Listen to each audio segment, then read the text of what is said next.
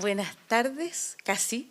Bienvenidas y bienvenidos todos y todas a esta actividad que es un encuentro sobre diálogo y confianza en tiempos de crisis, organizado por la Facultad de Derecho de la Universidad Alberto Hurtado y que nos ha permitido contar con tres grandes invitados e invitadas, como en primer lugar Alfredo Zamudio, director de la misión en Chile del Centro Nansen para la Paz y el Diálogo.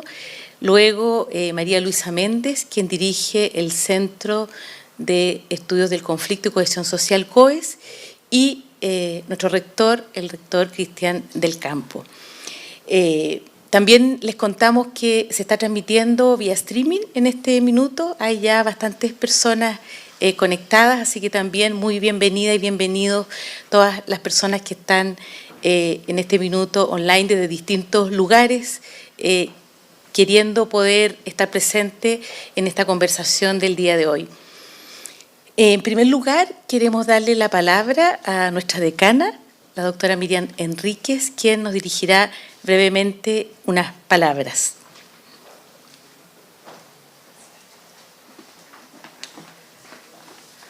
Muy buenos días para todos, para todas. Es un honor para mí darles la bienvenida a este seminario sobre diálogo y confianza en tiempos de crisis.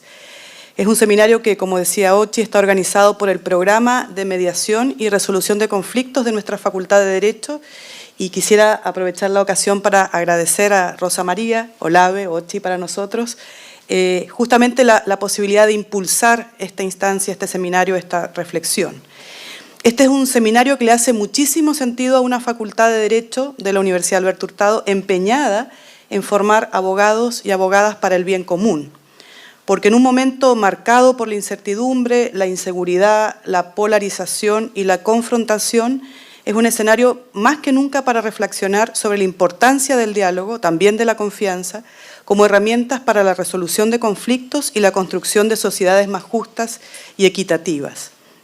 El diálogo, además de la confianza, es una herramienta fundamental para promover la comprensión mutua, la empatía y la colaboración entre individuos y comunidades.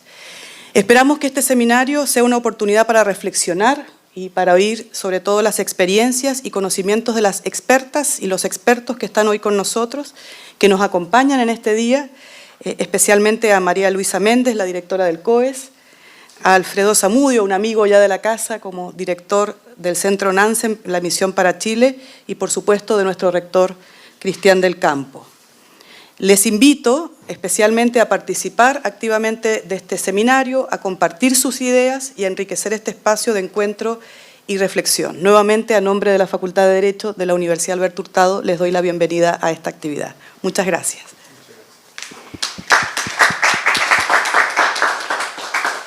Bueno, en primer lugar, agradecer a la decana sus palabras. Como ella muy bien ha señalado, la facultad cuenta con un programa que está dedicado específicamente a los temas de diálogo y resolución de conflictos. Tenemos ya nuestra sexta versión del diplomado en esta materia, que reúne a profesionales y personas de distintas disciplinas, y eso, por lo tanto, también le da a la facultad esta vocación por la interdisciplinariedad. También, como señalaba ella, tenemos un camino largo de alianza y colaboración con el Centro Nansen. Justamente tuvimos la gran oportunidad, diría yo, de establecer un convenio de colaboración ya hace varios años, que nos permitió haber podido hacer esta traducción, ¿cierto?, al famoso, porque ya es famoso, Manual de Diálogo y Resolución de Conflictos y Transformación de Conflictos, y que nunca pensamos que iba a tener toda esta trascendencia que ha tenido. Y ahí la Universidad Alberto Hurtado estuvo muy disponible, así también como el Consejo de Rectoras y Rectores de la Universidad Chilena, se ha ido amplificando. Entonces, primero que nada, dar las gracias por tener la oportunidad aquí de estar con Alfredo, aprovechando una visita que en estos días está haciendo a Chile y se ha podido hacer un espacio en la agenda. En segundo lugar, agradecer mucho también a María Luisa Méndez.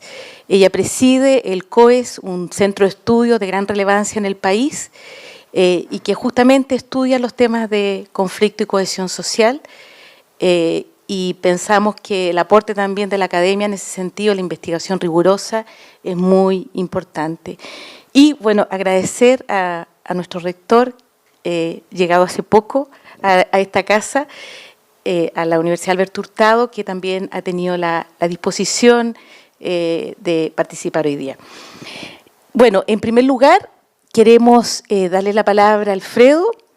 Él nos va a introducir un poco sobre el tema. Como muy bien decía también la decana, estamos en un momento bastante complejo, difícil, crítico respecto a los temas de diálogo y la confianza, y pensamos que por la vocación de los temas de nuestra universidad es muy importante poder aportar también desde acá y aportar al país en estos temas. Entonces le vamos a dar primero la palabra a Alfredo, luego María Luisa va a hacer algunos comentarios y en tercer lugar el rector también va a intervenir en base principalmente a su experiencia como jesuita en estas materias. Alfredo. Muchísimas gracias. Gracias por la invitación, gracias por venir, por estar acá un día como hoy. Mi nombre es Alfredo Zamudio. Soy de Arica, de una familia multicultural, intercultural. Mi abuela era aymara, persona chiquitita, analfabeta. Cuando la gente me ve no lo cree porque yo mido 2,5 metros y mi abuela medía un poquito más de 1,50 metros. Pero era chilena por casualidad, por la Guerra del Pacífico. No sé si ustedes han escuchado de esa guerra, pero ella nació en Tarata, que en ese momento era territorio ocupado. Lo menciono porque la identidad nuestra tiene mucha memoria, pero no necesariamente la conocemos, pero sí la podemos sentir en sus repercusiones. Estamos acá por distintas cosas, pero no necesariamente le hemos dado nombre, le hemos dado una ubicación, un tiempo. También les quiero contar otro poquito de memoria que me ha hecho quien soy. Lo que sucedió con mi padre el 12 de septiembre de 1973. Yo tenía 12 años cuando lo vi que a mi padre lo detuvieron afuera de nuestra casa en Arica, al norte de Arica, en un lugar que en esos tiempos se llamaba Gallinazos. Fui niño en situación de calle desde los 12 hasta los 15, un poco más. Mi padre fue liberado gracias al decreto ley 504. Algunas personas que han estudiado esto se acuerdan o saben de eso. 17.000 personas fueron sacadas de Chile, de las cárceles, gracias a ese acuerdo confirmado con IOM y muchas embajadas del mundo. Al llegar a Noruega, mi padre y yo empezamos nuevamente a vivir a los 15 años y de ahí el trayecto es lo que uno va aprendiendo en el camino. Y la gente me pregunta qué es lo que yo hago. Yo en realidad lo único que yo sé hacer es tratar de no meter la pata. Porque cuando uno calza 48,5 es todo un arte. Entonces, ¿cómo transformas conflictos, situaciones complejas sin hacerlo peor? En términos técnicos se llama sin hacer daño, do no harm. Intervención sin empeorar. Y cuando intervienes tienes que entender cuáles son los conectores y cuáles son los divisores en una situación de conflicto. Y yo trabajo para el Centro Nansen, tengo el privilegio de trabajar con un fantástico equipo de personas en Chile. El Centro Nansen es financiado por el gobierno noruego. Es uno de los 7 centros de paz con distintas especialidades. El Centro Nansen hace solo 2 cosas. Trabaja con la pedagogía del diálogo, cómo crear puntos de encuentro a través de otras instituciones y de vez en cuando facilitamos procesos de diálogo. Yo vivo en Noruega desde hace 50 años casi, entonces si yo uso palabras chilenas un poco anticuadas, el otro día mi equipo se reía de mí porque usé la palabra cachiporra. Eso es muy antiguo. Entonces les quiero mostrar un poquito algunas ideas que nosotros hemos ido trabajando tanto desde el manual que mencionaba Rosa María, pero también de las experiencias internacionales y la experiencia en el trabajo en Chile que hemos venido haciendo desde el 2019. Una pregunta obvia. La gente dice, hay mucha desconfianza en Chile. No sabemos qué hacer, estamos nerviosos, hay mucha rabia. Pero una pregunta obvia, si tú quieres hacer un análisis de dónde viene esa desconfianza, ¿cuál es la memoria de esa desconfianza? ¿Cuál es el nombre de esa desconfianza? ¿Cuál es el origen? Si tú quieres transformar algo, tienes que entender su raíz. Porque muchos pueblos tienen memoria de los abusos de generaciones anteriores y es importante crear espacios para hablar de ellas. Aquí ustedes se dan cuenta que hay siempre un choque entre la premura de los acuerdos. Ya, pero pongámonos de acuerdo. Tenemos media tarde, yo tengo un vuelo y tenemos que conversar y ya, por favor, ¿de qué nos ponemos poner de acuerdo? Pero hay otros que le dicen, no, es que primero quiero que me escuches. No quiero tu respuesta. Quiero que me escuches, porque la respuesta tuya no va a ser suficiente, pero quiero que me escuches. Y cuando hay asimetría de poder, no necesariamente hay voluntad para tomarse el tiempo para escuchar, porque tal vez uno no tiene toda la respuesta. Tal vez hay una situación muy incómoda de no poder dar respuesta. Eso es también una parte del escenario de la jungla de la desconfianza. En algún momento empezó esta brecha. En algún momento uno podía cruzar. Pero ¿cómo empezó todo esto? ¿Cómo empezó el abismo que nos divide o los abismos que nos dividen? Y ahí viene la pregunta esencial, simple, ¿qué hay antes de los conflictos? Porque los conflictos no empiezan su historia desde que aparecen. Los conflictos tienen una vida antes de que aparezcan. ¿Y cuál es la historia de ese antes? ¿Cuál es el nombre de ese antes? Y yo antes de trabajar para el Centro Nansen trabajaba para un grupo de personas con mandato de la Asamblea General en Ginebra y hacíamos análisis de desplazamiento forzado de personas que tienen que escapar de sus hogares para buscar refugio en otro lugar en su país, desplazamiento interno, tanto por razones de violencia o también por eventos naturales. Y nos demoramos más o menos 1 año y medio en entender esto, o sea, en hacer esta pequeña gráfica que les muestro. Para explicarlo así de simple. Cuando un evento de crisis sucede, que es el punto de la Cruz Roja ahí que sucede, ¿no es cierto? Ese punto, que es el punto donde un evento empieza a existir, empieza a ser visible, uno puede medirlo. Está el punto donde aparece y está la oportunidad de transformarlo o la oportunidad de observarlo. Pero ese punto, esa existencia, tiene un origen antes. Y ahí está la prevención. Si no se previene, puede aparecer ese punto. Y después del punto también hay oportunidades de transformación. Y nosotros nos hicimos la siguiente pregunta. Después que aparece un evento de crisis, ¿quiénes pueden transformar la curva de la crisis? Y esa es una clave también para Chile. Cuando aparece una crisis, ¿quiénes pueden transformarla? Porque esta crisis fue hecha por el hombre, o sea, por el ser humano. Y es el ser humano el que lo puede transformar. No es una mano divina que hace estas crisis. Son hechos, consecuencias de cosas del ser humano. Esa gráfica, no sé si lo ven ahí un poquito, pero imagínense abajo hay una caldera. Y dentro de esa caldera hay distintos eventos, demografía, educación, desigualdad, criminalidad, etc. Está cocinando, está hirviendo. Y este dibujo fue parte de un paper que hicimos también en mi trabajo anterior en Ginebra, se lo presentamos a la Asamblea General y a ACNUR, para explicar la diferencia entre factores impulsores y factores gatilladores de una crisis. Porque en la terminología, también en la academia, hay un enredo grande. Hay una gran diferencia entre factor impulsor y factor gatillador.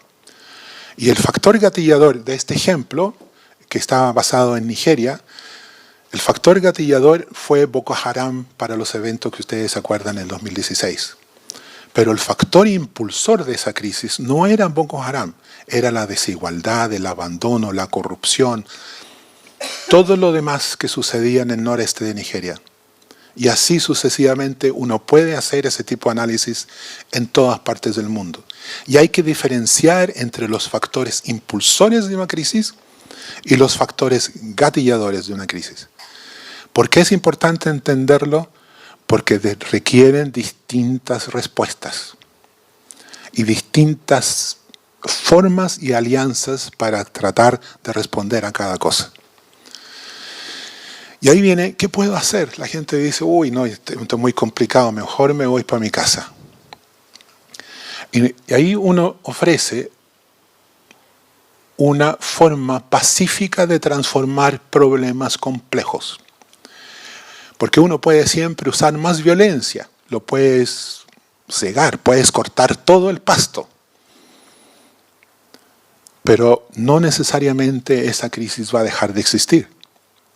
Pero si tú quieres transformar una crisis compleja, este modelo es hecho por la Fundación Barhof de Alemania, que hizo un análisis a 19 procesos complejos.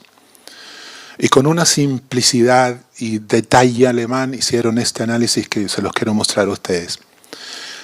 La diferencia para transformar problemas complejos en forma pacífica tienes negociación y mediación y diálogo. Negociación y mediación, todos ustedes lo conocen, negociación y mediación ponen énfasis en el resultado, menos en las relaciones. El diálogo pone menos énfasis en el resultado, pero mucho más en las relaciones. Por lo tanto, toma más tiempo. Ahora, la negociación y la mediación es útil, puede salvar vidas, es bueno, pero no necesariamente vas a calar hondo. No necesariamente vas a incluir a todos quienes que pueden y deben estar en un proceso. Pero tú decides si es lo urgente, negociación o mediación. Si tú tal vez necesitas calar hondo y hacerlo incluyente, diálogo es tu camino. Y no es un camino en línea recta. Este dibujo fue hecho en base al proceso de El Salvador. Quienes estuvieron ahí hablaron con unos dibujantes, creo que se llama Alfredo Burgos, y Alfredo dibujó lo que le estaban contando los negociadores del proceso de El Salvador. Y ustedes se dan cuenta que no es una autopista. Es un camino lleno de curvas, de huecos, de retrocesos, de espera, de peligros. Pero gradualmente en el proceso va haciéndose más claro para dónde va. Pero al inicio no se sabe para dónde va. No se sabe cómo uno va. Y ahí tienes toda la desconfianza que traes desde tu respectivo lugar a ese inicio y vas construyendo confianza para quedarte en el proceso e ir construyendo algo con ese otro. ¿Quién tiene tiempo para quedarte en la desconfianza e ir construyendo confianza con el otro? Se dan cuenta que la clave es mucho, además de voluntad, también es tiempo. Y nosotros hemos tratado de explicar esto simple, tan simple que personas muy complejas lo pueden entender. Y discúlpenme decirlo así. Hay 3 pilares para responder a un pueblo en crisis, que tienen que estar. Esto tiene que ver con el análisis que hacíamos en ese dibujo, en esa gráfica anterior. Para transformar una crisis compleja necesitas capacidades, instituciones, ¿sí? Necesitas conocimiento, saber cómo, y necesitas voluntad política o institucional. Y Chile, un país democrático, maravilloso, iluminado, entendido, tiene capacidades, tiene instituciones, tiene conocimientos, sabe cómo, pero sus voluntades andan un poco dispersas.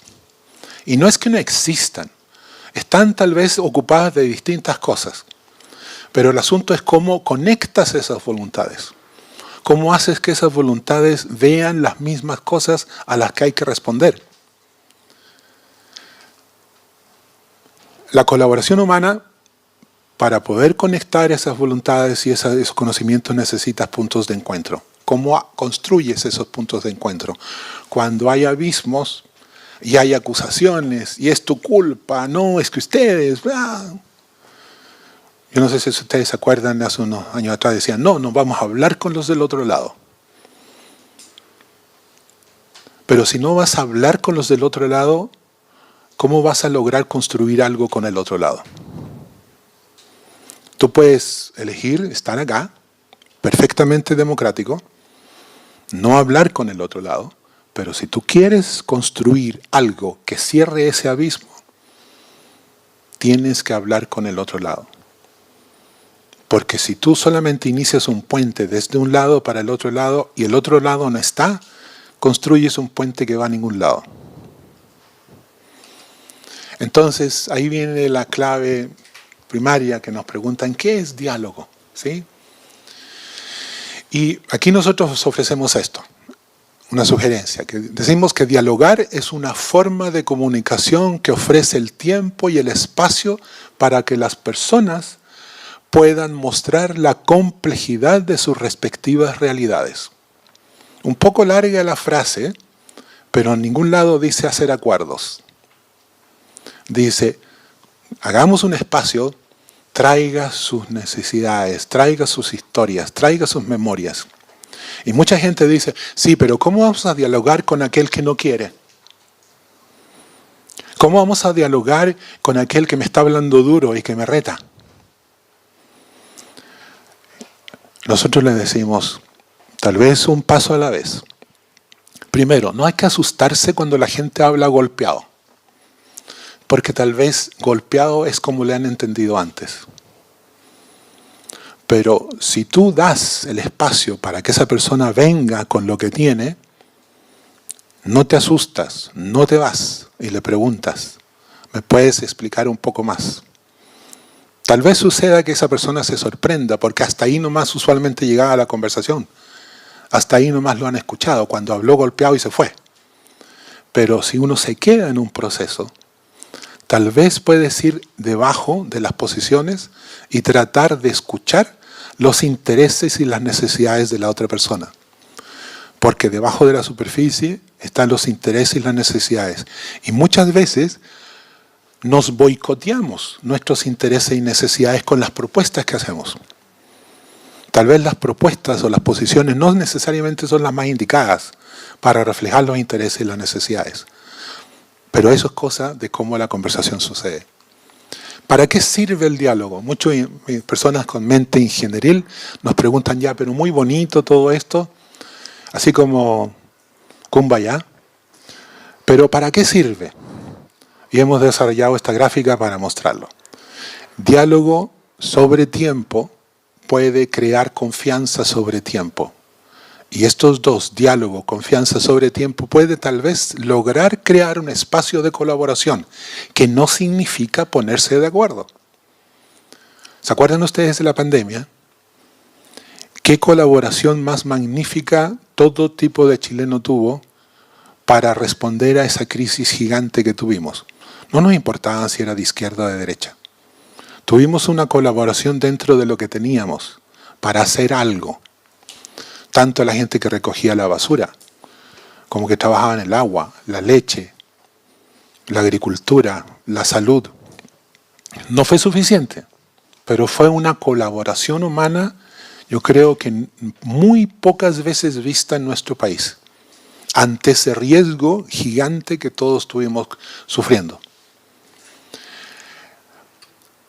Ahora, no se trata de ponernos de acuerdo, sino se trata de construir un futuro compartido, porque podemos ser personas en Chile y no pensar iguales. Somos 19 millones de personas, a algunos nos gusta Colo-Colo, a otros les gusta la Chile, y hay algunos que les gusta el Club Palestino o Unión Española, no sé si todavía ¿sí existe, ¿sí? No voy a meter la pata otra vez. Pero nos gusta el fútbol. El futuro compartido no significa ponernos de acuerdo, sino compartir el espacio, incluso crear una comunidad de desacuerdos. Porque eso es construir democracia. Ahora, mucha gente usa términos para definir diálogos cuando no lo son. Y hemos creado para decirlo en español, un checklist, ¿sí? Un algoritmo para reconocer 5 cualidades de cómo se construye un proceso de diálogo. ¿Estás dispuesto a escuchar? ¿Sí? No. Hay gente que dice, sí, estoy dispuesto a escuchar, pero. Y si uno dice, sí, estoy dispuesto a escuchar, aunque sean cosas incómodas. Ok, seguimos adelante. ¿Estás dispuesto a cambiar de opinión si fuese necesario? No, yo no voy a cambiar de opinión. Yo sé que tengo la razón. Entonces, no estás dispuesto a aprender algo que tal vez no sabes. Entonces, pero si estás dispuesto a aprender, tal vez a la remota posibilidad de que tienes que cambiar de opinión, aunque sea remota, solamente no es que uno tenga que cambiar, pero estás dispuesto a la posibilidad. De eso se trata. No es que cambies de opinión, sino abierto a la posibilidad. Seguimos adelante. ¿Estás dispuesto para estar en el proceso y seguir aprendiendo, aunque te des un porrazo en el proceso? Aunque no les resulte, ¿estás dispuesto a no cerrar la puerta y seguir pensando? Sí, sigamos adelante. Clave este punto. ¿Abordas las asimetrías de poder en forma respetuosa? Porque usualmente en situaciones de conflicto y de reencuentro hay asimetrías de poder. Hay gente que viene con un rol y dice, tenemos 1 hora aquí para esta reunión y estamos aquí escuchándolos desde la capital, para que ustedes nos cuenten lo que piensan. Nosotros tenemos un formulario, nos vamos a ir y por favor apúrense un poquito porque tenemos que ponernos de acuerdo. O hablan un lenguaje de poder, o imponen las reglas de la conversación. O solamente hombres le dicen cosas a las mujeres. Entonces, un proceso como esto, tienes que abordar la asimetría. Abordarla no significa solucionarla, pero lo tratas en conjunto con las personas que están ahí, tratar de hacer ese espacio de la forma más transparente posible. Si estás dispuesto a abordarlo, sigamos adelante.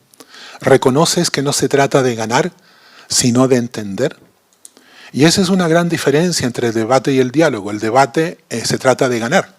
Se trata de buscar de la debilidad en el otro. Y el debate es democrático, es una herramienta de la democracia, pero no es necesariamente útil para crear buenas relaciones. Pero si tú estás dispuesto a que no estás tratando de ganar, sino de entender, seguimos adelante y ahí un gran árbol ahí donde uno llega tal vez a las condiciones para el diálogo. Si tú estás dispuesto a caminar esas 5 condiciones y tal vez llegas a un punto donde no estás creando un espacio de diálogo. Pero sí es posible crear otras opciones. Hay otras herramientas que no necesariamente son diálogo, que son partes de la comunicación humana.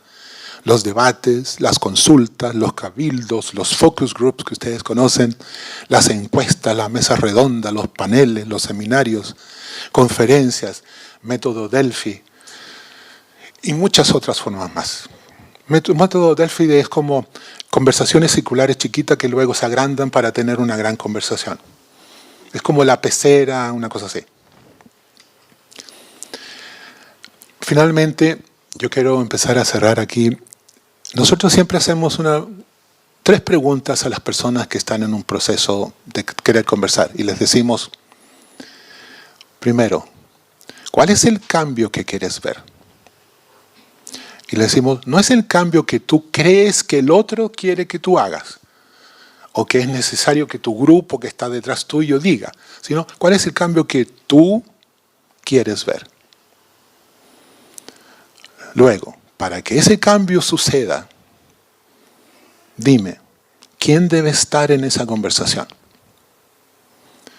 Con ese ajuste, tú haces responsable a la persona de empezar a diseñar el proceso. Y la tercera pregunta es, para que esa persona participe en esa conversación que puede hacer posible ese cambio, ¿qué puedes hacer tú para crear la conversación? Porque mucha gente dice, no, es que los de allá no van a venir nunca. Esos de allá no van a venir. No quieren hablar. Y nosotros les decimos algo que viene de un texto escrito por un señor noruego que se llama Inge Eidsvåg, que escribió un artículo que se llama 13 pasos para el buen diálogo, y que dice el 4º paso de esa lista. Cuando los pueblos están divididos, la gente normalmente quiere irse por el problema más grande, el lugar más alto de la pirca que los divide. Pirca es muro de piedra. Pero si tú quieres llegar más lejos, trata con el otro, al otro lado de ese muro de división, esa pirca, traten de identificar el lugar más bajo de la pirca, la transformación más viable que pueden hacer ahora mismo. Porque si logran esa transformación, van a querer seguir conversando. Si se dan un porrazo, la cosita era tan chica que no les va a doler. Pero si se van por lo más grande al inicio, se van a dar un porrazo y no van a querer seguir conversando. La pirca es la agenda. ¿Cómo construyes tú la agenda de transformación con el otro? Tratando de encontrar lo más viable para recuperar y construir la confianza con quien antes no has hablado. Y es posible que cuando construyes algo con ese otro, tal vez ofrecen ideas diferentes. La co-construcción es de lado y lado. Porque aquí viene una pregunta, siempre.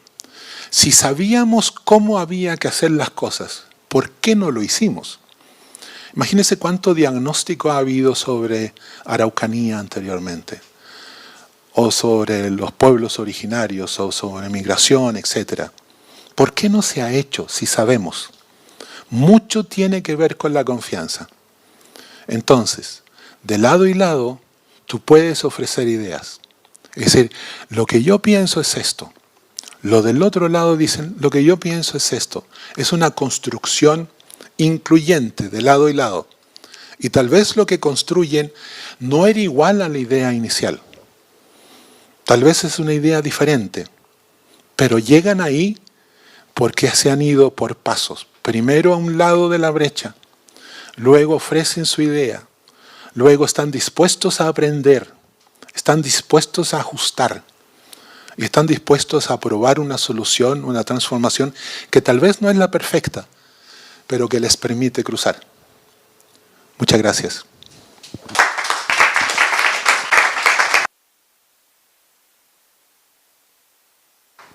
Bueno, muchas gracias, Alfredo. Yo creo que tú nos has presentado muchos elementos que nos permiten, por una parte, comprender ciertas complejidades de los temas que hoy día nos convocan y al mismo tiempo dar algunas ideas del horizonte de lo que se puede hacer. Y en ese sentido, cuando tú hablas de los 3 pilares, las capacidades, el conocimiento y la voluntad política, pensábamos que un tema que nos parece relevante también de conversar tiene que ver con el rol que las universidades pueden tener en esto. Y aquí el COES, que es un centro de investigación de relevancia nacional, Ha hecho mucha investigación en estos últimos años, especialmente sobre la conflictividad, la cohesión social. Y entonces, por eso queríamos que pudiera estar hoy día María Luisa como directora del COES y nos pudiera plantear algunas ideas de lo que el COES también ha hecho y cómo entiende la problemática y cómo puede aportar también en estos caminos, ¿no? Así que, María Luisa, bienvenida y gracias desde ya. Bueno, muchas gracias, Rosa María. Muchas gracias por la invitación. Un agrado, un honor estar acá hoy día. Y bueno, y quería también partir celebrando y felicitando la iniciativa. Me parece muy, muy potente que estén haciendo este tipo de diálogo y pensando también la formación de sus estudiantes. Me pareció muy, muy importante, muy significativo pensar en que los próximos y las próximas abogadas tengan también esta exposición a este tipo de dificultades comunes que estamos enfrentando, ¿no? Así es que muy, muy agradecida por la invitación. Yo quería efectivamente plantear algunas reflexiones a propósito de lo que hemos estado haciendo en el Centro de Estudios de Conflicto y Cohesión Social durante los últimos 10 años, y para eso quiero tomarme solamente un minuto para contar un poco de qué se trata este centro, por supuesto, y dónde se ancla un poco esta reflexión. Nosotros somos un centro de investigación que ha sido financiado por el Estado en un proceso competitivo, por supuesto, pero que radica en algo que se definió como un área prioritaria hace más de 10 años atrás, ¿ya? Un área prioritaria para el país, que era la de la convivencia y el conflicto social. ¿Sí? Al igual que otras áreas prioritarias, por ejemplo, como son las enfermedades crónicas o el desarrollo urbano sustentable, la crisis climática, el desplazamiento humano, etcétera, el área del conflicto o la convivencia fue identificada hace tiempo atrás como un espacio donde Chile estaba enfrentando desafíos muy particulares en el sentido de que aparecía un ciclo de movilizaciones que tenía ciertas características que no habían estado presentes quizás durante las últimas décadas, ¿ya? Pero con una problematización en su momento que creo que quiero plantearlo así un poco para conectar con lo que dice Alfredo, porque en su momento se define como área prioritaria, pero se entiende desde una pregunta desde el Estado, que pregunta esto, ¿no? El Estado dice, ¿por qué estamos viendo esta conflictividad social si es que hemos resuelto en buena medida el problema de la pobreza, si es que la pobreza se ha reducido tanto y cómo si es que han crecido tanto las clases medias, hay tantas protestas? ¿Por qué está apareciendo la protesta estudiantil? Pensemos año 2006, esto no fue el 2006, pero eso fue como un antecedente. ¿Por qué está habiendo estas reivindicaciones de carácter territorial a propósito de proyectos de desarrollo que deberían traer bienestar, ¿no es cierto? ¿Y por qué se está protestando en los territorios lejanos, ¿verdad?, de las ciudades? ¿Por qué está habiendo estas manifestaciones en territorios que habitualmente no tenían este tipo de manifestaciones? ¿Por qué está habiendo conflictividad? Bueno, históricamente, ¿verdad?, en el tema indígena, desde luego, pero configurándose en escenarios donde el Estado identificaba que había tenido cierta intervención, cierta acción. ¿Por qué hay conflicto en torno al bienestar en las clases medias, ¿no? Sí ha habido expansión de las clases medias. Entonces, quiero plantearlo porque en la definición de esas controversias o esa pregunta que plantea el Estado, hay mucho de lo que finalmente nosotros hemos tratado de entender que donde radica efectivamente el conflicto, ¿no?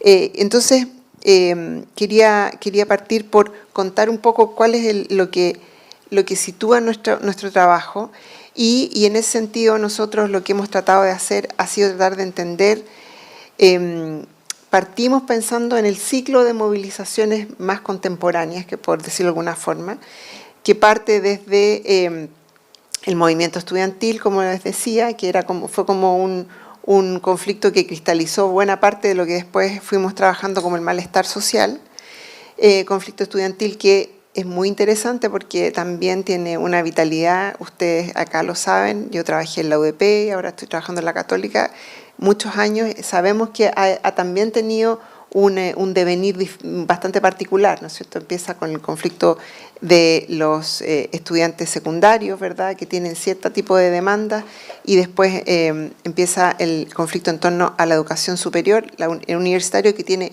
otro tipo de demandas, además. También es interesante recordar aquello, ¿verdad? No son los mismos los pingüinos de lo que fueron el movimiento estudiantil del 2011 y las reivindicaciones que empujaron cada uno, ¿sí?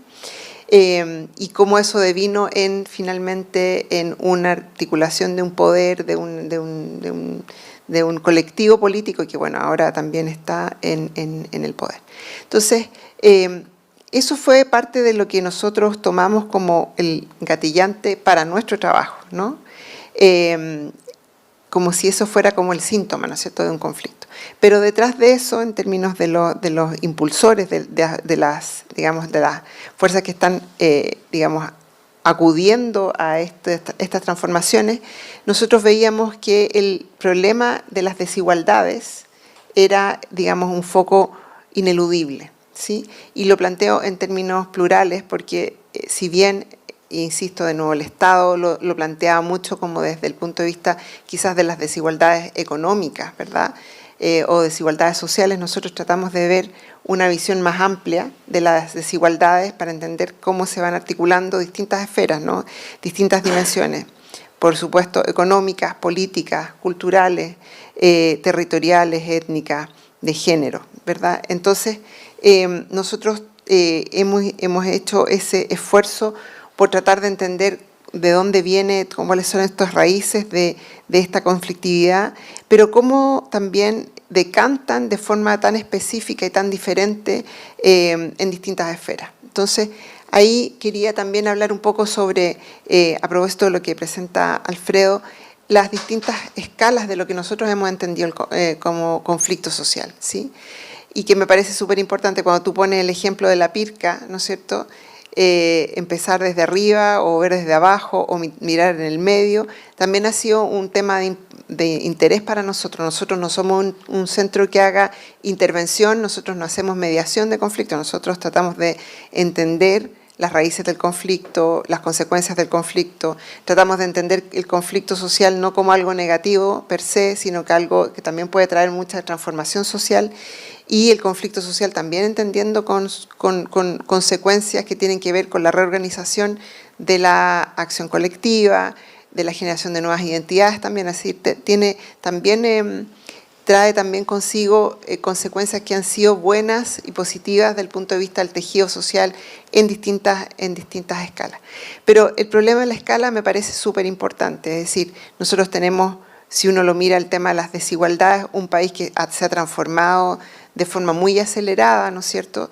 Efectivamente ha habido un engrosamiento en los sectores medios, ustedes lo saben mejor que nosotros, ¿no es cierto? Porque estas universidades, la universidad acá ha visto esas transformaciones, es parte de esas transformaciones, de la expansión educativa, del acceso a los títulos profesionales de grupos que habían estado excluidos históricamente, ¿no es cierto? Todas estas generaciones de nuevos profesionales que estudian distintos tipos de carreras, pero que la estudian también con cierta expectativa, ¿no?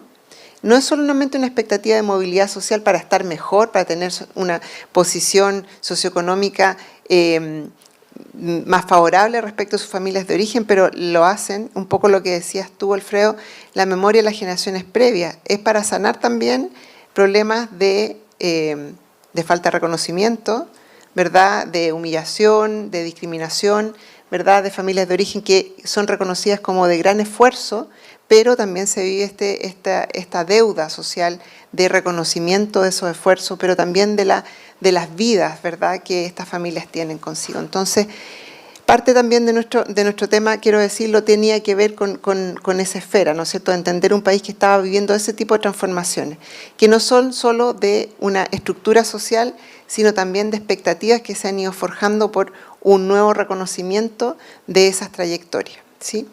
Y ahí, solo con esa idea, quiero decir que se abre un enorme abanico de demandas por reconocimiento, de demandas de reivindicación, de conflictos sociales, urbanos, etc. O sea, solo de ese hilo se desprenden mucho de los temas que nosotros hemos tratado de entender. Por ejemplo, desde luego ya lo dije, el conflicto estudiantil, ¿no es cierto? Pero se desprende buena parte de lo que nosotros hemos estudiado durante años, que tiene que ver con los conflictos urbanos, la convivencia, ¿verdad?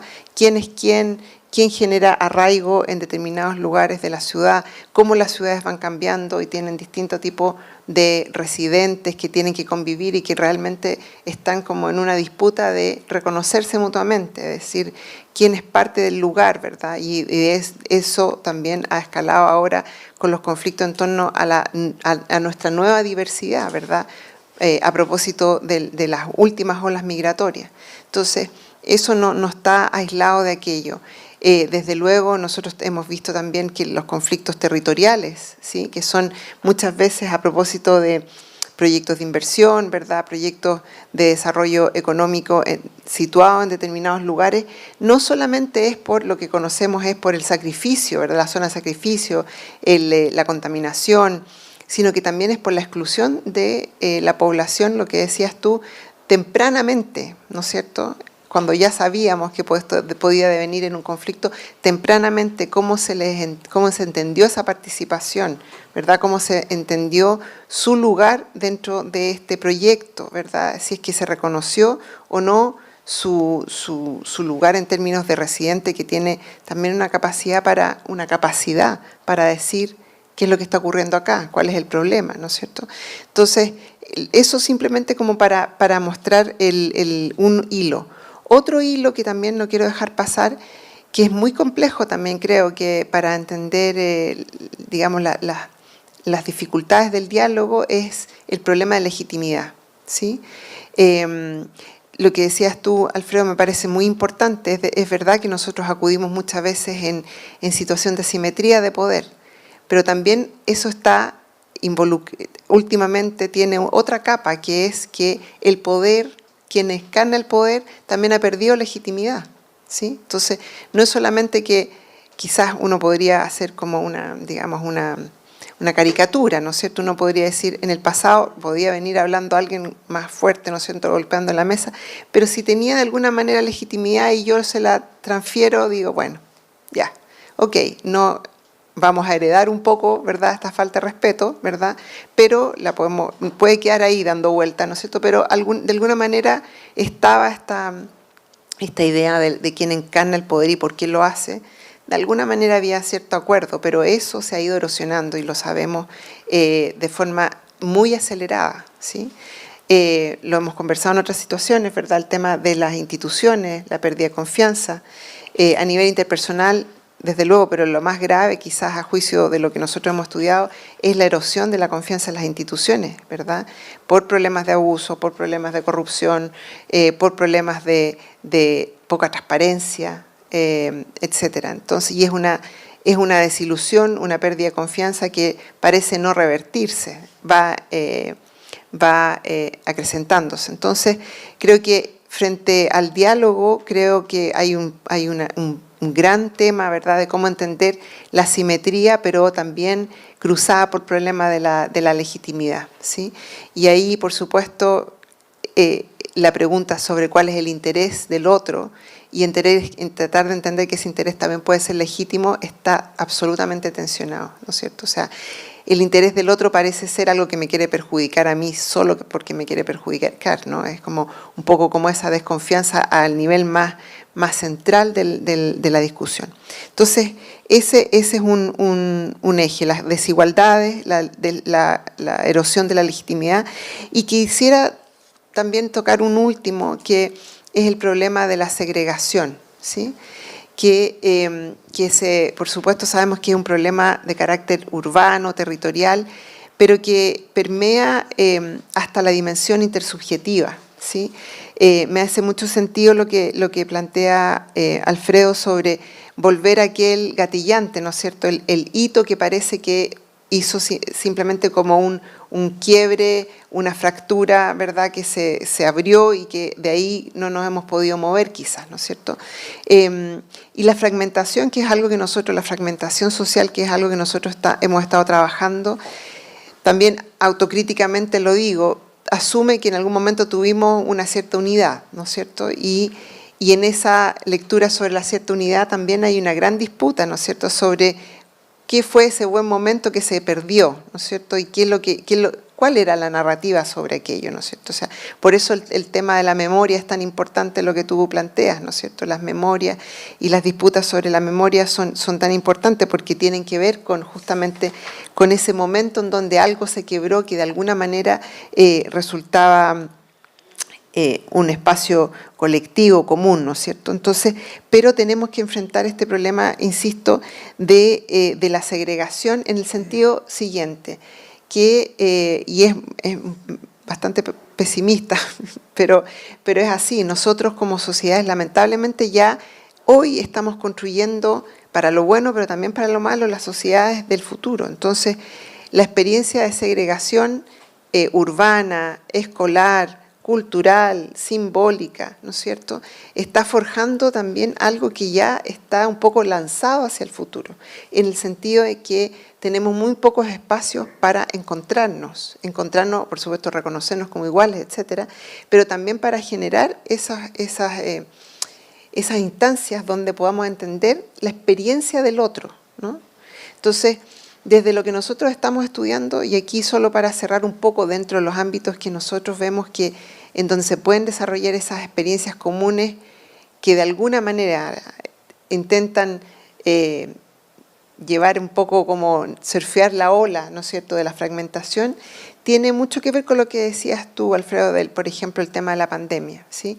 El tema del cuidado, por ejemplo, ¿sí? La sostenibilidad de la vida, el cuidado de las personas, de la familia, de los hijos, pero del medio ambiente, el cuidado hacia el futuro, o sea, mover la temporalidad, la dimensión del tiempo en una escala global, en una escala de largo plazo, intergeneracional, es donde nosotros hemos visto que hay ciertos espacios en donde la gente logra, tú tenías este espacio, ¿no es cierto?, los conectores, dentro de los divisores, ¿no es cierto?, porque los divisores, como ya lo dije, tienen que ver con las desigualdades de clase, género, étnica, etcétera. Pero dentro de esos conectores, experiencias comunes, por ejemplo, el género, el cuidado de la naturaleza, las experiencias, sí, las experiencias de maltrato y de abuso también pueden ser comunes si es que son leídas así transversalmente. Por ejemplo, nosotros tenemos una agenda de género en COES y vemos que esa agenda, por ejemplo, logra transversalizar experiencias, ¿no es cierto?, el tema de género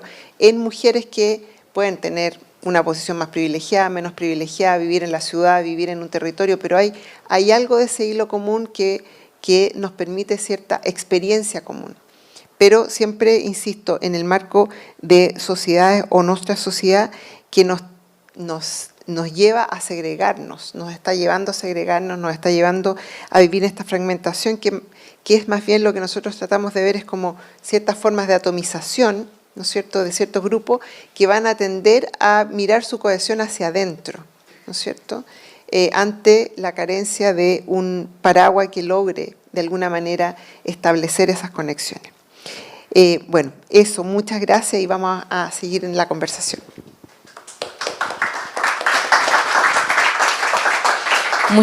Muchas gracias, María Luisa. Yo creo que también, ¿no?, complementando un poco lo que ha planteado Alfredo, tú nos das muchos elementos para poder profundizar sobre esta problemática y, como decía Alfredo, ver más allá de lo que aparece en el iceberg, ¿no?, ver lo que está detrás, lo que está debajo. Y tú decías algo que yo creo que varios o muchos y muchas compartimos, que esto de que el conflicto puede ser una crisis, pero también puede ser una oportunidad.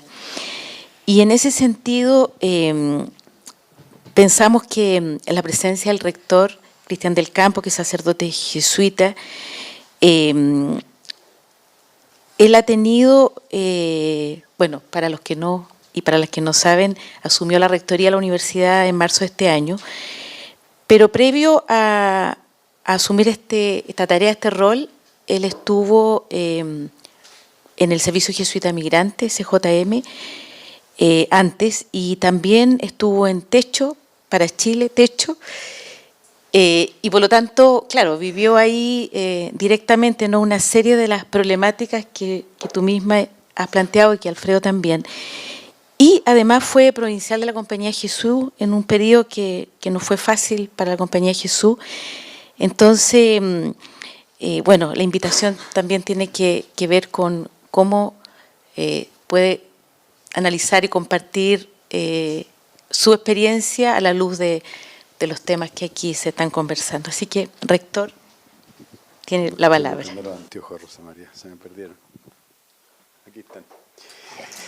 Bueno, lo primero es darle las gracias a todos y a todas por asistir, muy especialmente a María Luisa y Alfredo. Siento que este es un tema demasiado central en lo que estamos viviendo y donde yo creo que muchos tenemos la gran tentación de tirar la toalla. Es decir, es tan grande y se ven tan pocas posibilidades que mejor, bueno, me privatizo, digamos así, y que sea lo que Dios quiera nomás. Yo quiero compartir 3 experiencias muy concretas desde, como decía Rosa María, de lo que me ha tocado a mí vivir más directamente como jesuita o simplemente por el hecho de pertenecer a la Compañía de Jesús. En temas y en realidades que están muy relacionadas con estos temas: desconfianza, conflicto, diálogo o falta de diálogo. Lo primero, y aquí bueno está presente Nicolás Pedemonte, que es director del Centro de Reflexión Fernando Vive, que es un centro que quiere dedicarse especialmente a la investigación en temas indígenas, particularmente el pueblo mapuche, y también de temas migratorios. Nosotros los jesuitas hace casi un cuarto de siglo decidimos volver al territorio mapuche con una comunidad, el año 2000. Y gracias a Dios seguimos estando ahí con 3 jesuitas, que no es poco a esta altura, porque nos hemos ido achicando y simplemente hemos querido mantener esa presencia. Y más encima jóvenes. Bueno, jóvenes. Uno sigue diciéndole gente joven a la gente que es la edad de uno, pero jóvenes.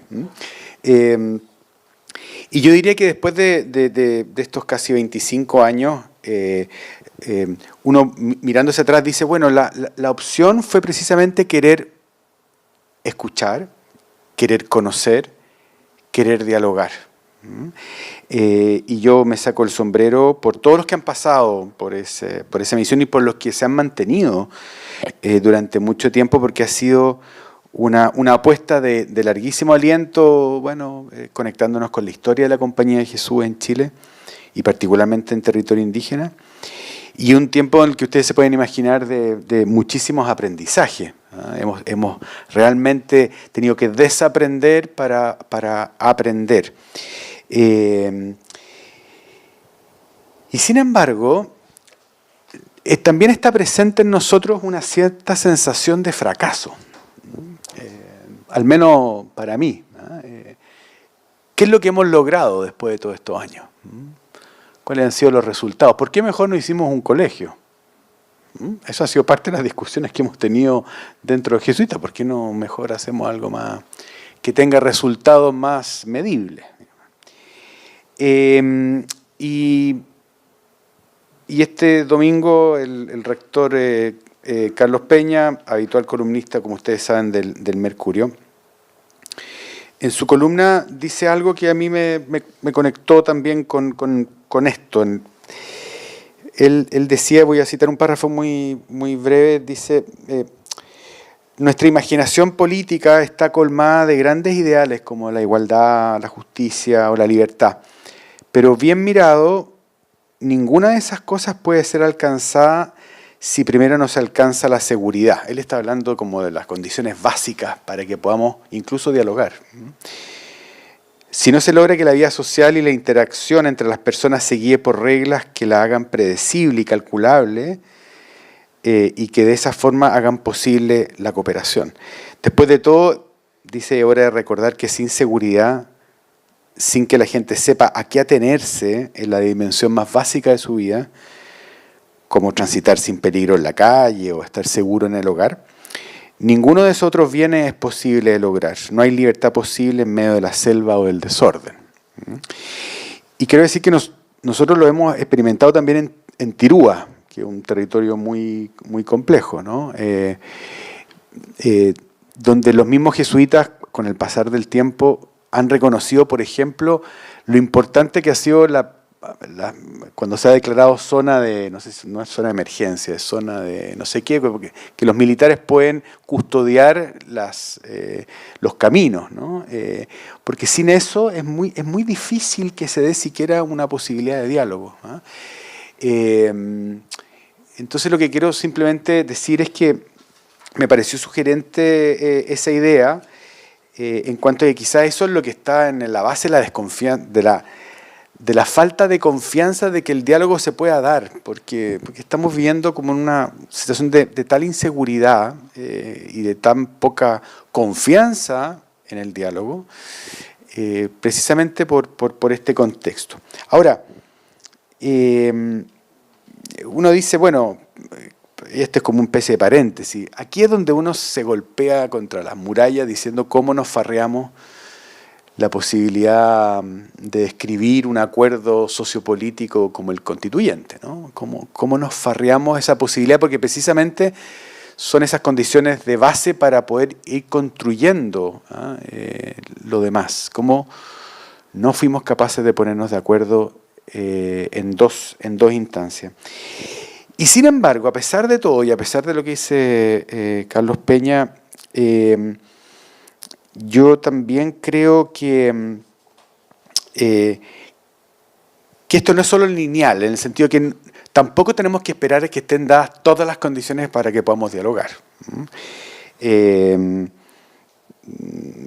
Son como esos compañeros que yo estudié ingeniería comercial en la Universidad Católica, entonces mis compañeros, yo soy de los que discutía mucho en mis tiempos que los quiero y los veo hasta el día de hoy, por supuesto, pero discutía porque nunca era un buen momento para subir impuestos, ¿eh? Nunca era un buen momento para que el Estado gastara más, porque cuando estábamos en recesión no había plata y cuando estábamos yendo bien no había que sobrecalentar la economía. Entonces, lo que quiero decir es que tampoco tenemos que estar esperando como que se den todas las condiciones de base para que podamos sentarnos a dialogar y que podamos hacer los esfuerzos. De hecho, yo creo que uno podría preguntarse al revés, ¿cuál es el contrafactual? Es decir, bueno, ¿cómo sería la situación que estamos viviendo hoy si no hubiera una cantidad de esfuerzos de muchas instituciones pequeñas, de juntas de vecinos, de ONG, de parroquias, de comunidades evangélicas, de clubes deportivos, de instituciones como la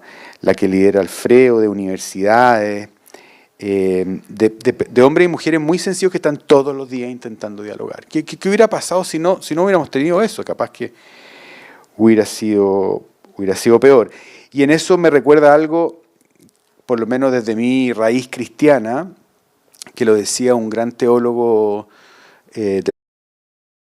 era simplemente sacar la bandera blanca y decir no. Él dice que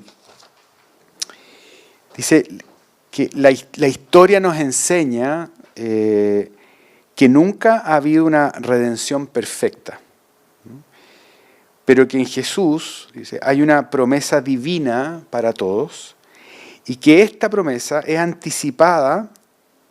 Esto es lo que me parece más profundo, es anticipada en cualquier acto válido, definitivo de bien, de hacer el bien hacia los hombres y mujeres en un mundo que es finito y condicionado. Dice, donde el amor está siempre condenado al fracaso. Y sin embargo, se rehúsa a elegir cualquier otro camino que no sea el del servicio amoroso. O sea que a pesar de que estemos condenados al fracaso, que igual vamos a seguir apostando por ese camino.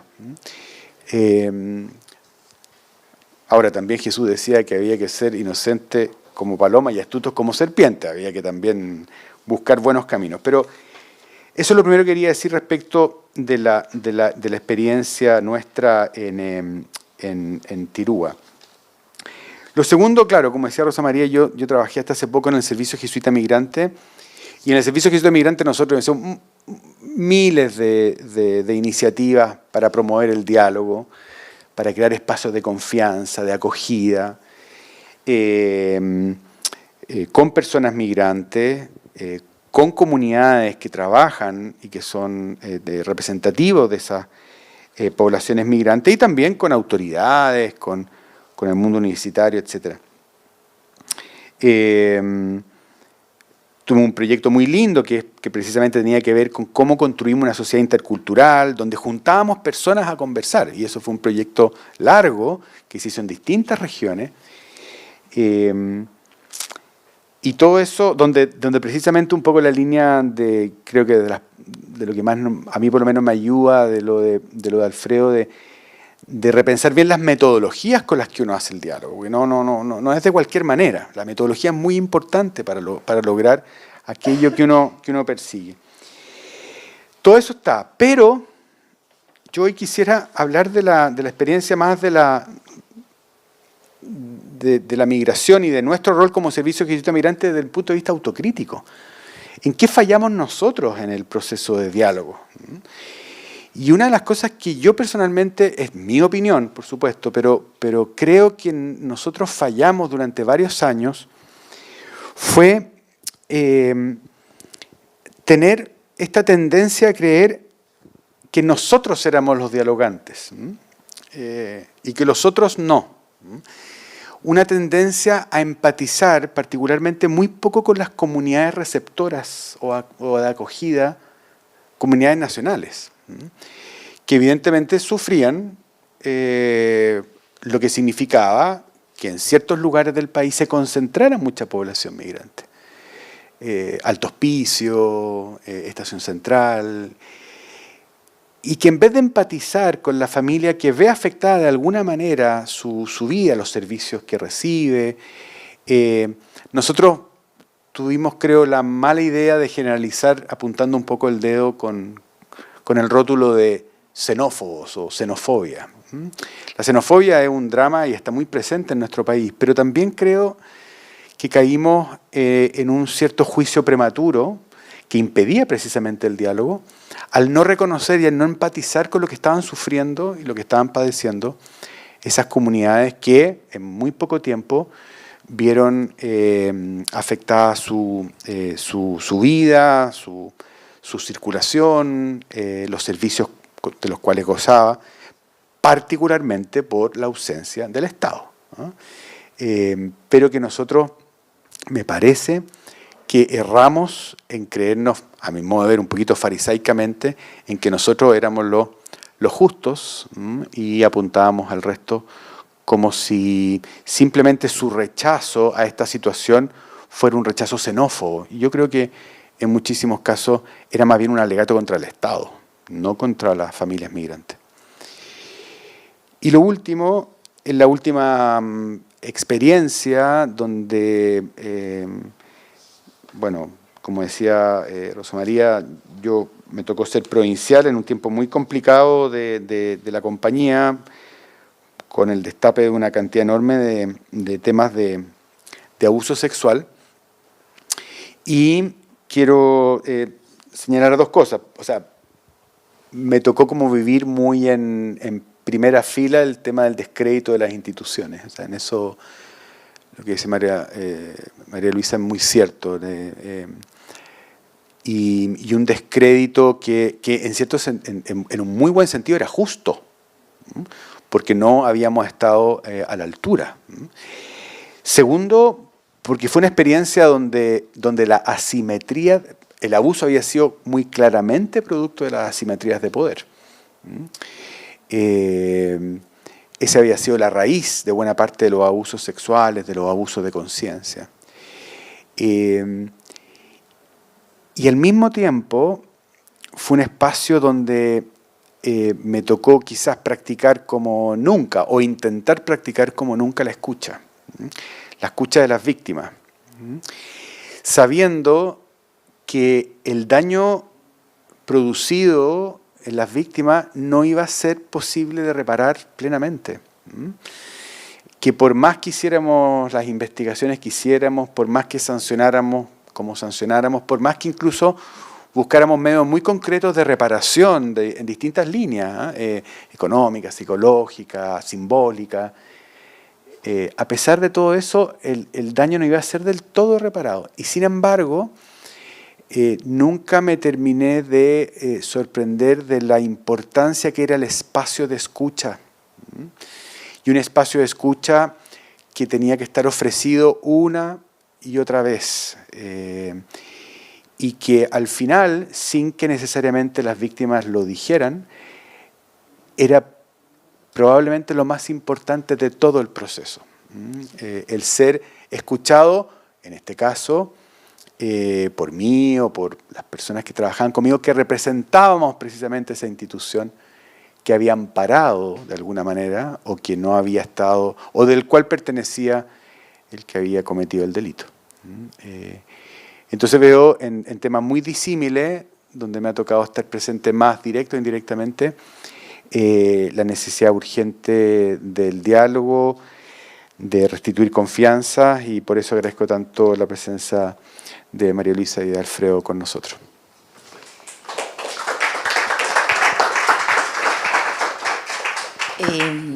Bueno, agradecer mucho, profundamente las palabras del rector, porque especialmente yo diría que la capacidad autocrítica hoy día yo creo que está poco presente en nuestro país, y eso es un problema, que es parte de lo mismo, diría yo, y que cuando habla el rector sobre el tema de las metodologías y la capacidad de escuchar, yo pensaba en toda la experiencia que el Centro Nansen ha ido teniendo en Chile en cuanto a los miles de talleres que ha ido desarrollando, y que básicamente, justamente como decía Alfredo, tiene que ver con la pedagogía del diálogo. Entonces, tal vez, Alfredo, si nos pudieras compartir un poco sobre esa experiencia, creo que sería interesante. Probablemente muchas personas que están hoy día conectadas por streaming o incluso que están acá han tenido esa experiencia. Entonces, a ver si puedes como decir algo a propósito de lo que plantea el rector. Muchísimas gracias. Primero, un disclaimer, Rosa María. Yo hubiera querido decir que son miles de talleres, pero no. Hasta el momento llevamos 59 talleres presenciales en Araucanía y 40 en el resto del país. El trabajo del Centro Nansen es gratuito en Chile, pero nuestros socios es quienes ponen el cafecito, el almuerzo, porque a los chilenos les gusta comer cuando van a un taller. Está a cargo de las universidades de Chile y otras instituciones, entre ellas Ministerio de Educación, Cancillería, INACAP. Hemos tenido hasta el momento colaboración con más de 22 instituciones chilenas que albergan estos talleres. Empezamos los talleres presenciales en Araucanía durante la pandemia, después de un llamado de las 7 universidades del sur con el obispo Vargas de Temuco, que nos preguntaron si nosotros podíamos colaborar para reparar relaciones entre el pueblo mapuche, Chile y sus instituciones. Y nosotros, luego de hacer una ronda de consultas a nivel de base con muchas personas, muchas personas, nos dimos cuenta que no había suficiente voluntad o condiciones para invitar a conversar directamente, porque las asimetrías estaban muy marcadas y la capacidad o voluntad o entendimiento de hacer algo con esas asimetrías no estaba del todo claro. Y no era nuestro rol ni mandato de transformar esa asimetría, pero les ofrecimos a la institución, a las universidades, que sí podíamos hacer talleres. Y esos talleres son presenciales. Empezamos con la pandemia, imagínense, con mascarilla y todo lo demás. 7 talleres simultáneos en 7 universidades a la vez. Llegaban personas de distintos lugares de la sociedad de Araucanía, y hemos diseñado estos talleres en 2 días con 2 objetivos pedagógicos. Uno, la entrega de herramientas, y la otra, la vivencia de dialogar. No poniéndose de acuerdo, solamente haciendo el ejercicio de las herramientas. Entonces, uno baja, se puede decir, el precio de las fichas del encuentro. El encuentro es para aprender juntos. haces algo con la simetría de las relaciones en la sociedad, porque viene gente de un sector con mucho poder, de otro sector, etc. Y se dicen, nosotros hemos escuchado eso, gente que dice, nunca pensé que yo iba a estar con alguien como tú. Y se quedan 2 días a aprender juntos. Y en estos tiempos de WhatsApp, todos hacen chats después de los talleres y las historias que se cuentan entre ellos, las rabias que se cuentan en los talleres, las lágrimas que salen, son potentes, son de verdad. Pero entonces, no todo diálogo es un diálogo, puedes hacer puntos de encuentro de otra forma. Y hay que tener, usted usó, rector, el filósofo belga, Schillebeck. Yo soy mucho más casero, yo digo que hay que ser persistente. Mi esposa me dice que hay que ser, yo soy porfiado, pero yo digo, bueno, soy persistente. Porque si no eres persistente, levantas la bandera blanca y dices, me doy por vencido. Pero hay que ser persistente, porque si tú dejas el espacio libre para el miedo y la rabia definen la realidad. Entonces tú tienes que transformar ese espacio. Pero no empiezas por lo más difícil, si lo más difícil es muy difícil. Empiezas por lo más simple. ¿Qué es lo más sencillo que puedes hacer? Un puntito de encuentro, una cosita chica y gradualmente. Y los talleres han sido una cosa sencilla que les gusta a mucha gente, porque el cambio emocional que las personas tienen, es decir, no es que me gusta lo que me estás diciendo, pero entiendo lo que me estás diciendo. No sé la respuesta a lo que me estás diciendo, pero quisiera seguir conversando. Y ese quisiera seguir conversando es lo que necesitamos. Gracias, Alfredo. Tal vez como para ir cerrando, ¿no? Porque ya son las 1:05. Ya quieren comer. Claro. Pero tal vez, María Luisa, tú decías delante como que dan ganas de tirar la toalla porque se ve difícil el panorama, ¿no? Se ve complejo. ¿Dónde ves tú luces para poder avanzar hacia ir cambiando un poco la situación? A pesar, como decía el rector, claramente no están las condiciones, todas las que uno quisiera, pero ¿por dónde? Bueno, gracias por la pregunta. Bueno, nosotros estamos a todo esto como centro de investigación, tenemos que postular a los próximos 10 años y esa es también parte de la pregunta de los próximos 10 años, ¿no? Pero, a ver, insisto con lo de las escalas y la altura de la pirca, ¿verdad? Yo creo que hay que definitivamente llevar a cabo distintos tipos de iniciativas respondiendo a cada una de estas escalas, ¿ya? Sí, ahí estoy más cerca. Y desde luego la del encuentro, el aprendizaje en conjunto, el diálogo en torno a experiencias comunes es fundamental, ¿sí?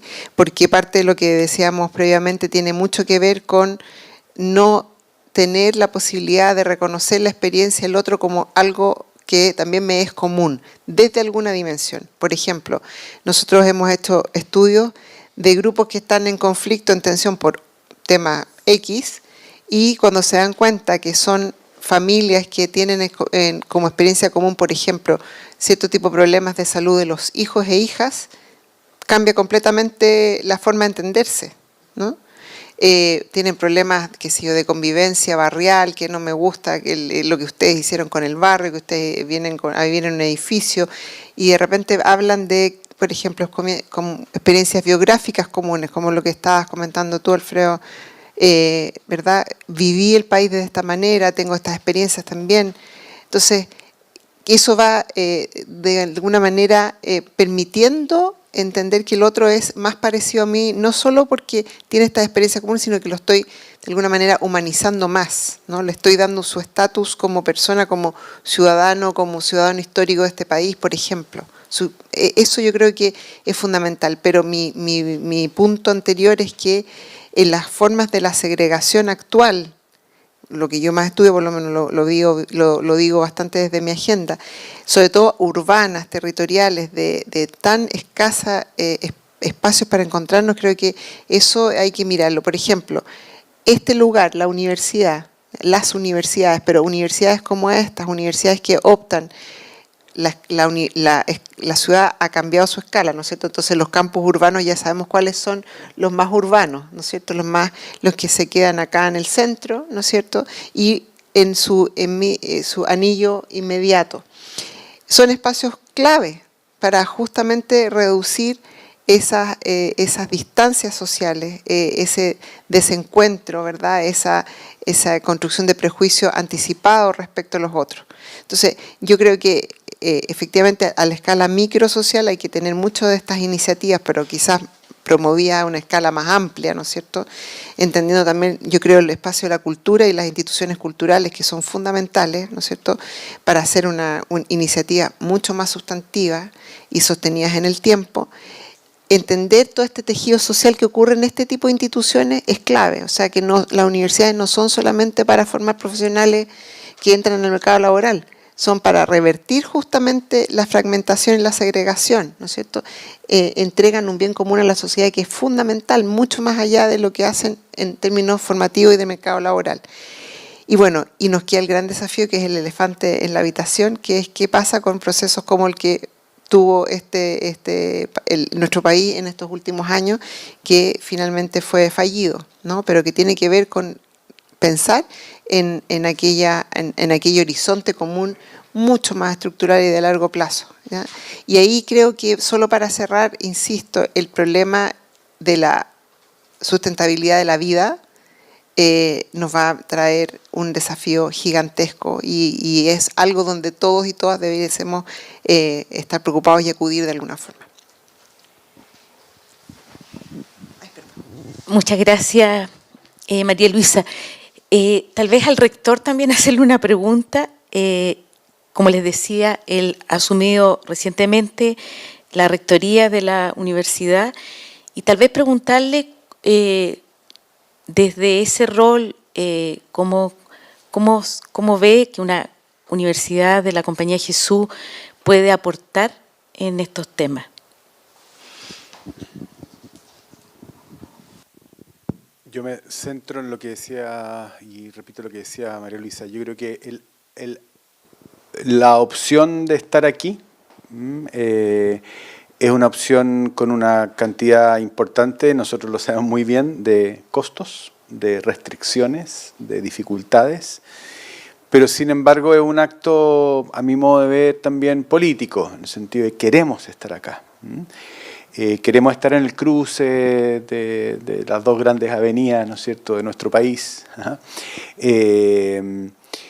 Queremos contribuir a recuperar de la mejor manera nuestro centro. La semana pasada inauguramos un muy sencillo espacio deportivo y cultural con la presencia de la alcaldesa y con la presencia de los vecinos. Va a estar abierto a los vecinos del lugar. Precisamente porque son lugares donde son otros los que se han ido tomando los espacios. Esa pelea, a mí como jesuita y como miembro de esta comunidad académica y estudiantil, me da mucho gusto poder darla. Aquí encuentro sentido dar la pelea.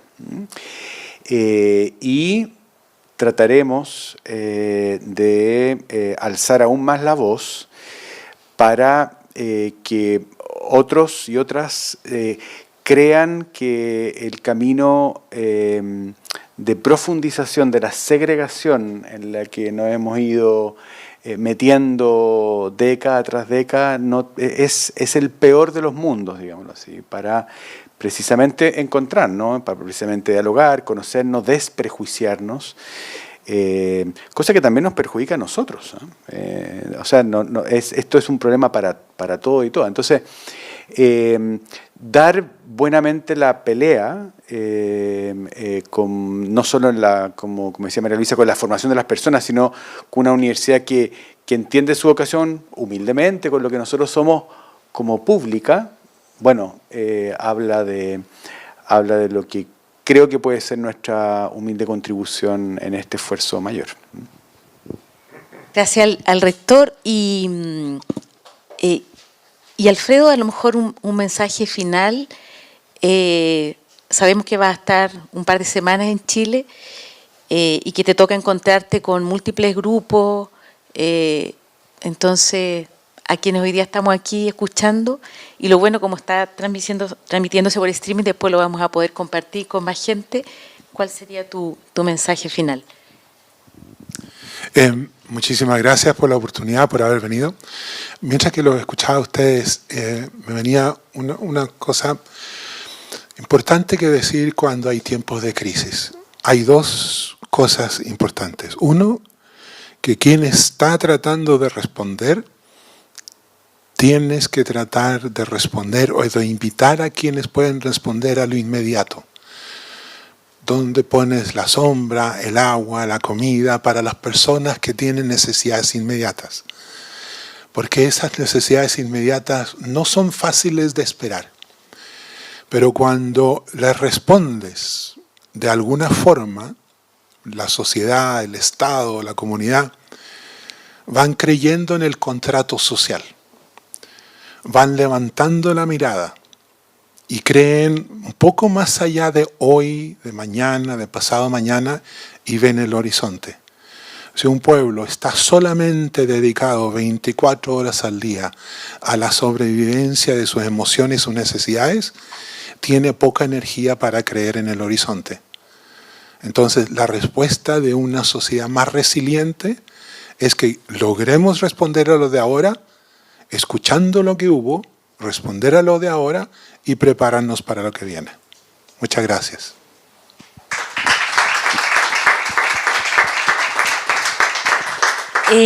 Bueno, para ir cerrando, yo solamente quisiera agradecer nuevamente a Alfredo, a María Luisa, al rector y a todas las personas que han estado aquí presencialmente, a las personas que se han conectado vía streaming, porque es un tema que de alguna manera a todos y a todas nos toca en distintos ámbitos, desde la facultad y desde el programa en el que nosotros y nosotras trabajamos sobre temas de resolución de conflictos. Nos parece que ahí hay mucho por hacer y esa es un poco nuestra voluntad, nuestra disposición y que contribuye al rol que la Universidad Alberto Hurtado tiene en estos temas. Así que muchas gracias y bueno, almorzar, como decía Alfredo.